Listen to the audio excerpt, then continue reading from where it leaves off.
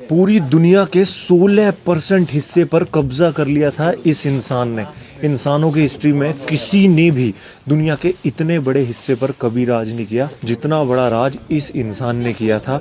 ये जो आप मेरे पीछे मूर्ति देख रहे हो, ये दुनिया का सबसे बड़ा स्टील स्ट्रक्चर है घोड़ा राइड करते हुए पूरे वर्ल्ड में। मैं आ चुका हूँ मंगोलिया में और मंगोलिया की राजधानी उलान बतर में। इस पूरे देश की आबादी अब सिर्फ 35 लाख है, जिसमें से आधे लोग यहाँ की राजधानी में रहते हैं और आधे लोग ये जो टेंट देख रहे हो इसमें रहते हैं। इसे कहते हैं कि नोमैडिक लाइफ, या जिसे हमारी हिंदी भाषा में बंजारा कहते हैं। यहाँ पर सर्दी में जो टेम्परेचर है वो चला जाता है -35 से -40 डिग्री सेल्सियस। मेरे पीछे जो आप स्टील स्टैचू देख रहे हो ये है चेंगिस खान का, और इसने दुनिया के 16% हिस्से मतलब कि चाइना, रशिया, कजाकिस्तान, यहाँ तक कि यूरोप पर कब्जा कर लिया था। दुनिया में 24 मिलियन स्क्वायर किलोमीटर का साम्राज्य था और आज मंगोलिया सिमट के सिर्फ 15 लाख किलोमीटर तक रह गया। इतना बड़ा साम्राज्य इस चेंगिस खान ने बनाया, तो बनाया कैसे, मैं आपको इस वीडियो में बताने वाला हूँ इस स्टील स्ट्रक्चर के बारे में भी। भाई बोला जाता है कि चेंगिस खान के पास उस वक्त दुनिया के सबसे बड़ा जासूसी नेटवर्क था जो पूरी दुनिया में फैला हुआ था। पहला पॉइंट ये, ऐसी घुड़सवारों की सेना थी जो इंसानों ने कभी देखी नहीं, और ऐसी स्ट्रेटेजी ये फॉलो करता था कि लोग सोचते भी नहीं थे और ये उन पर हमला कर देता था। 1207 में इसने नींव रखी मंगोलियन एम्पायर की, और 1227 तक ये यूरोप तक फैल गए थे, मतलब कि 24 मिलियन स्क्वायर किलोमीटर तक। बहुत से लोग नाम सोच के चेंगिस खान का सोचते हैं कि ये कोई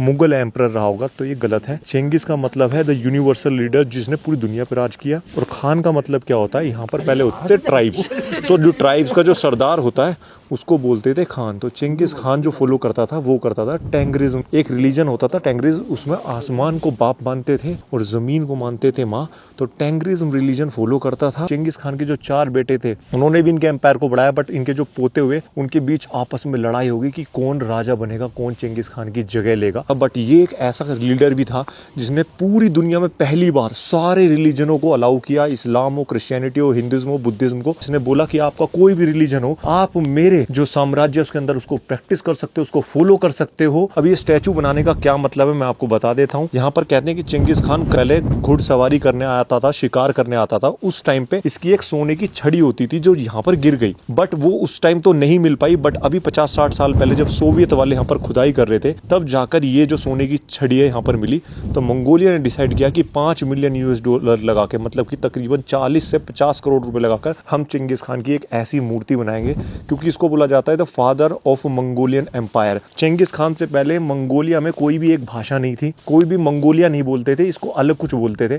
तो चेंगिस खान ने इस एरिया के लोगों को एक किया था और उन्हें मंगोलियन बोला और एक ही भाषा मंगोलिया इंप्लीमेंट की। तो इसलिए बोलते हैं मंगोलियन एम्पायर का जो राजा है, जो जिसने मंगोलियन एम्पायर बनाया, वो चेंगिस खान है।